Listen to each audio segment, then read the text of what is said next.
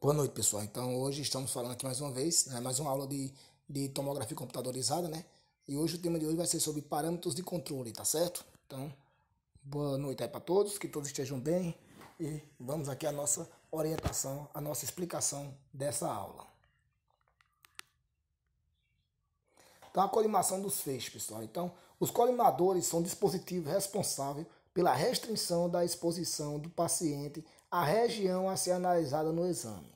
Além disso, também permite a diminuição da dose de exposição de radiação no paciente e melhoram a qualidade da imagem. Há os colimadores pré-paciente, o feixe é colimado assim que sai do tubo, e o pós-paciente, o feixe é novamente colimado ao entrar em contato com o detector, como pode ser visto na figura 45, certo, pessoal? Que é essa próxima figura da gente aí.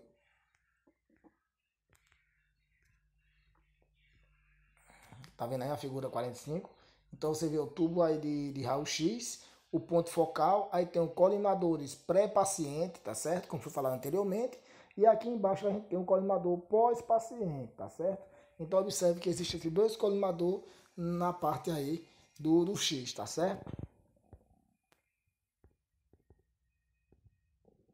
Então a colimação do feixe é um procedimento de extrema importância, já que está relacionado à espessura do corte, ou seja, a região que será analisada, refletindo diretamente na sensibilidade do exame. Portanto, ela é responsável por evitar o espalhamento, fazendo com que as linhas dos feixes apresentem um aspecto alinhado e organizado.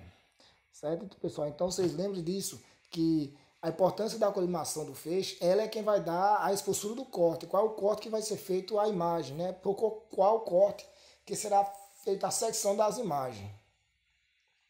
A espessura de corte deve estar compreendida na faixa de 1 mm a 10 mm, podendo ter especificações pré-definidas para determinados exames, a fim de garantir uma melhor qualidade de imagem, ou seja, a ausência de ruídos, né? Que a gente viu anteriormente o que seriam os ruídos, né? Vocês estão lembrados já, né, das aulas anteriores?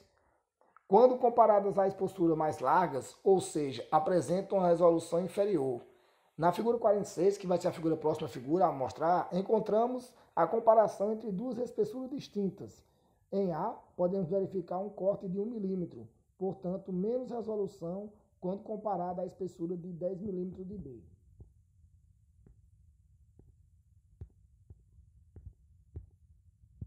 Vocês estão vendo aí, pessoal, ó, em A, né, o corte de 1 mm e o de B feito um corte de 10 mm. Então vocês veem aí, né, a diferença dentro desses cortes. Aí está mostrando a relação, né, da espessura dos cortes. Os principais tipos de corte realizados na tomografia computadorizada são os cortes axial, né, e os cortes coronais, né, que vocês vão ver na figura mais adiante, na figura 47 e 48, ele dá exemplo sobre esses cortes aí. E os cortes sagitais, que você já sabe como é o corte sagital, né, que ele é através do que? Da reconstituição, né, através do aparelho.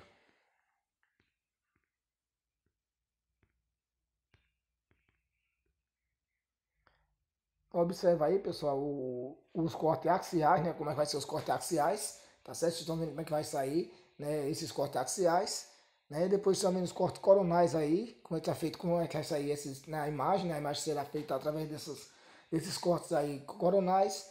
E por último você está vendo aí os cortes sagitais, não é isso? Então, os eixos de corte ou fator MAS, né? Os eixos de corte representam delimitações realizadas para dar passagem ao raio central do feixe. Esses eixos são definidos antes do início do exame e permitem a mensuração da distância entre os diversos cortes realizados. Então você pode manipular a questão da distância dos cortes, né, que são realizados com a frequência, né, com a aquisição. As escolhas do eixo está relacionada à qualidade da imagem, obtida posteriormente, pela quantidade de dados gerados. Há um fator responsável por determinar o quanto da região do corpo humano deve ser irradiado. Esse fator é denominado fator pitch, ou fator passo. O fator pitch, que vamos mostrar na figura adiante, pessoal, relaciona a distância dos eixos de corte com a espessura de corte. E indicado é que esse valor seja sempre igual a 1, certo? Então, o fator pitch, pessoal, vai relacionar a distância dos eixos de cortes com a espessura de cortes, né? E por indicação, assim, ele é sempre dessa associação para ser indicado, que esse valor seja sempre igual a 1.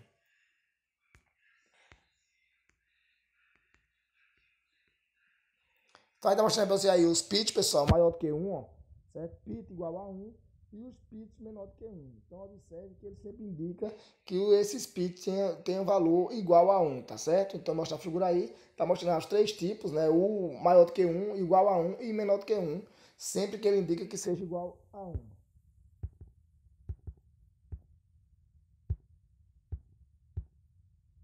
Mais uma vez ele está mostrando aqui os fatores de passo, pessoal, então os pitch, né, que são os cortes que são feitos, ó, fator de passo de 1, aí o fator de passo de 1,25 e o fator de passo de 1,5, certo?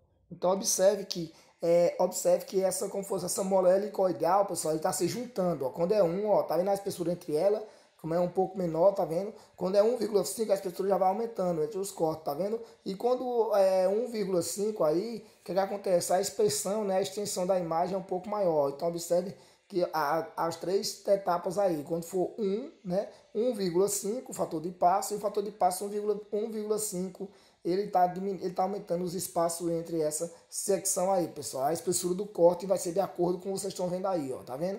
Um corte fino, um corte mais longo e um corte mais longo ainda.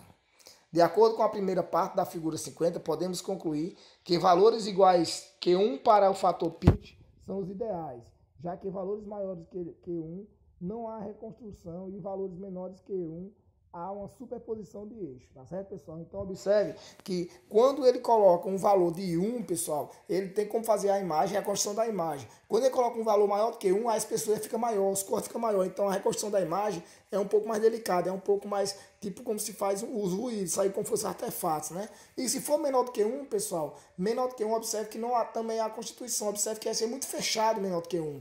Então, por isso que ele indica sempre que a espessura seja igual a 1. Já na segunda parte da figura 50, podemos concluir que o aumento no fator de passo gera um aumento no espaço do espiral, como falei anteriormente, pessoal.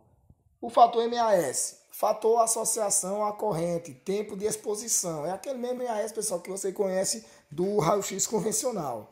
A corrente do catoto do tubo de raio-x é responsável pela determinação do número de elétrons que serão liberados pelo tubo. O fator responsável por esse controle da quantidade de elétrons é denominado de fator MAS, ou seja, miliamperes por segundo. Diante disso, quanto maior a corrente, maior o número de elétrons liberados do tubo. Maior o fator MAS, na tomografia computadorizada, o valor da corrente é mantido constante durante todo o processo. De acordo com o exposto, há vantagem e desvantagem com a relação ao aumento de fator MAS, como a vantagem e desvantagem. Vantagem, o aumento no contraste, feixe mais intenso, aumento na qualidade da imagem. A desvantagem, aumento da radiação secundária, formação de ruído nas imagens, exigência de maior incidência de radiação no paciente, ou seja, tem maior dose. Então, isso é uma das desvantagens que tem nessa parte aí, viu, pessoal? Sim, ainda tem a desvantagem também, continuando ainda, tem o tubo de raio-x sobrecarregado, né, que ele vai ficar sobreaquecido, né? O desgaste do tubo de raio-x, com certeza, se ele está sobrecarregado e ele está sobreaquecido, então com certeza vai ter um desgaste maior desse tubo de raio-x.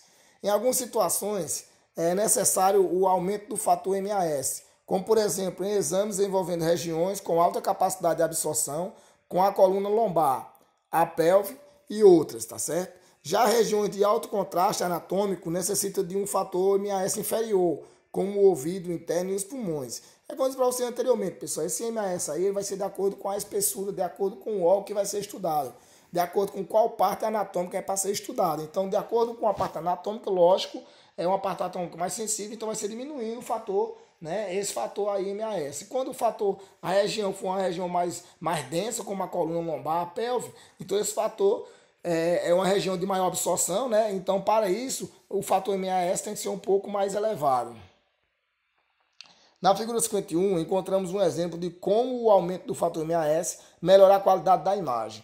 Então, pessoal, observem direitinho aí, no exemplo A e no exemplo B, o que é que ele diz? Ele diz a comparação entre a resolução de imagem A 40 MAS e B 140 MAS. Então observe que A só usou 40 MAS, né? E no B usou 140. Então observe que a imagem de B está mais nítida, tá com uma coloração melhor. Então isso, pessoal, que a gente sempre recomenda, né? De acordo com a parte a ser estudada anatômica, é que vai ser dado o MAS. Lógico que não vamos usar o MAS de 140 para uma parte do corpo, por exemplo, como pulmão, como falou anteriormente, né? Pulmão, né? Ou parte de ouvido, uma coisa desse tipo, né? Isso.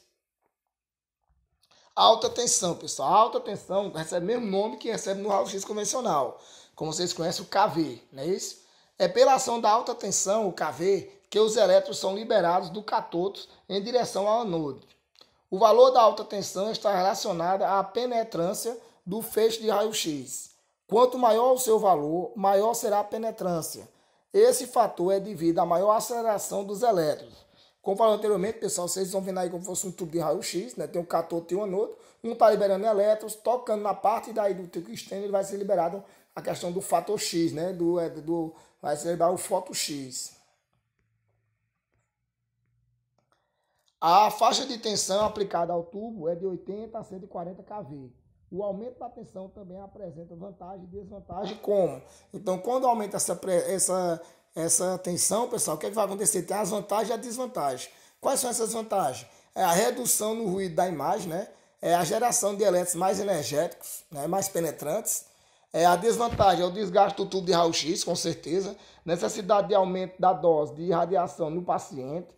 Elevação do aquecimento do tubo de raio-x e redução do contraste entre tecidos moles. Então, essa é a desvantagem quando tem esse aumento na faixa de tensão do tubo, viu? O tempo de rotação do tubo, pessoal. Então, o tempo de rotação do tubo é o tempo gasto no percurso de 360 graus, que corresponde a uma volta completa em torno do paciente. Então, mais uma vez, o tempo de rotação do tubo é o tempo de rotação, é o tempo gasto no percurso de 360 graus, que corresponde a uma volta completa em torno do paciente, viu? Normalmente, esse tempo de rotação tem duração de até 4 segundos. Porém, em tomógrafos mais modernos, esse tempo pode chegar até 0,5 segundos. O aumento do tempo de rotação do tubo pode gerar as seguintes consequências. Redução da intensidade das correntes que alimentam o catôdio, né? Redução do calor gerado no tubo de raio-x, maior probabilidade de geração de artefatos na imagem, ou seja, pode ser uma imagem com um artefato com falso positivo ou então falso negativo. É necessidade de um maior tempo para a realização do exame tomográfico, certo? Então, isso são algumas consequências que tem nessa rotação do tubo. O algoritmo de reconstrução. Um parâmetro importante relacionado à qualidade da imagem é o campo de visão, que é chamado de FOV, que corresponde ao valor do diâmetro máximo na imagem reconstruída. Valor este compreendido dentro do intervalo de 12 cm a 50 cm. A escolha do melhor FOV está relacionada à melhor qualidade de resolução da imagem. Quanto menor o FOV, menor a dimensão dos pixels, melhor a resolução da imagem. Lembrando que um campo de visão muito minimizado pode excluir sinais evidentes de doença na região analisada. Deve haver critério na escolha, certo? Então não pode ser, pessoal, nem tão grande nem tão pequeno, porque quando for tão pequeno, alguns pixels podem ficar, alguns sinais evidentes de doença podem ficar escondidos em algumas regiões, né? Por exemplo, aí está mostrando o FOV, né? Um pouco maior e o menor, tá certo? Então nem pode ser tão grande nem tão não pequeno, porque pode esconder, né? Ou então até pode gerar artefato na imagem sem que ele esteja, ou como eu disse a vocês, pode dar um falso positivo ou então dar um falso também negativo. Exemplo do FOV, no crânio, por exemplo, 24 centímetros, 35 centímetros, paciente normal. Então, pessoal, observe aí que isso aí é como se fosse comparado também com, se você pegar bem no pé da letra, você pode observar que você vai lembrar um pouco do RX, né? Que também tem a questão de tudo, a questão de KV, essas coisas, tudo lá, tem tudo aqui também. Então, observa aqui que a distância que ele está dando aqui, né? Do FOV, o tamanho do FOV vai ser quanto? 24 centímetros para crânio, já para tórax é 35 centímetros, no paciente normal, entendeu? 42 centímetros, paciente acima do peso, certo? A aquisição da imagem é feita como já descrito anteriormente. Olha, observe como é a aquisição da imagem. Lógico que vai ter o emissor de raio-x, né, o feixe de raio-x, que vai ser refletido pelo detector, certo? Então, você lembra que eu falei para vocês do Vox e do Pix e a matriz, não é? Então, o Vox é quando ele dá o quê? Ele dá a espessura, comprimento e altura, né? E o Pix, ele só tem o comprimento e a espessura, não é isso? A reconstrução da imagem, pessoal, é feita por meio de algoritmos, que correspondem a recursos matemáticos realizados por programas computacionais específicos, para a indicação métrica e área a ser analisada ao algoritmo apropriado. Então, pessoal, o que acontece? Quando a imagem AUX é projetada, ela manda alguns algoritmos, né, como se fosse um códigozinho. E esse código, ele é codificado, né, e transformado na imagem. Um exemplo que está dando aí, pessoal, nessa imagem é o seguinte: a emissão de raio-x está sendo medida, né? Está feito, o detector recebe, faz pelo processando. Depois desses dados brutos são confluação, ou seja, vão passar por uma convecção, né? E dados filtrados. Então, filtrou os dados tudo direitinho, fez uma retroprojeção. Então, essa retroprojeção, esse código, ele é transformado em imagem, lógico, pelo o programa computacionais, né? Específico. Os detectores medem a quantidade de raio-x que foi capaz de atravessar o paciente. A quantidade de radiação absorvida depende da estrutura avaliada, ou seja, da sua densidade, coeficiente de atenuação, certo, pessoal? É como eu disse a vocês anteriormente, pessoal, de acordo com a parte anatômica a ser estudada, a ser examinada, aí o que acontece? Vai ter um aumento ou uma diminuição nessa quantidade de radiação X, né? A quantidade que vai ser absorvida. Lógico que uma estrutura mais densa, pessoal, com maior espessura, o que vai acontecer com ela? Ela vai ter que ter mais, a quantidade de feixe de X tem que ser maior para conseguir atravessar, para conseguir gerar uma imagem, né? Lógico que uma parte anatômica com menos denso, né, com menos propriedade específica, né, com menos, como supor, a espessura menor, então observe que a questão da radiação também vai ser um pouco menor, porque ela, de acordo com a radiação vai ser dada, de acordo com a parte a ser estudada, a parte anatômica a ser atenuada, né? Isso a ser vista na imagem, tá certo? Então, pessoal, resumindo aqui para vocês entenderam que os parâmetros de controle, né? Que de acordo, vocês viram aí mais uma vez que a questão é só a questão dos KV, a questão do KV, a questão do MAS, então isso vai depender da espessura, né, a parte anatômica a ser estudada. Como vocês viram anteriormente, lá no raio-x convencional também, é a mesma coisa, pessoal, tá certo? Então, a parte a ser estudada é quem vai determinar a quantidade do feixe X, né? Nesse caso também, lembrando que o TC, na tomografia computadorizada, ela trabalha com radiação X. Então, para ter uma incidência, uma atenuação melhor da imagem, então, de acordo com a parte a ser estudada, a parte anatômica a ser examinada, é ela quem vai determinar a espessura, vai determinar a quantidade de KV e a tensão que vai ser colocada para atravessar e para ter a requisição daquela imagem, tá certo, pessoal? Então, eu espero, pessoal, que vocês tenham compreendido um pouco mais aí, tá certo? Dessa parte aí de parâmetros de controle do TC. Vocês tenham uma boa noite e amanhã estaremos presentes aí mais uma vez, tá certo? Então, boa noite a todos vocês, espero que todos estejam bem e espero que visualize. Qualquer dúvida, pessoal, pode entrar em contato comigo, tá certo? Pelo PV ou pelo grupo, certo? Então, uma boa noite e até amanhã, se assim Deus permitir.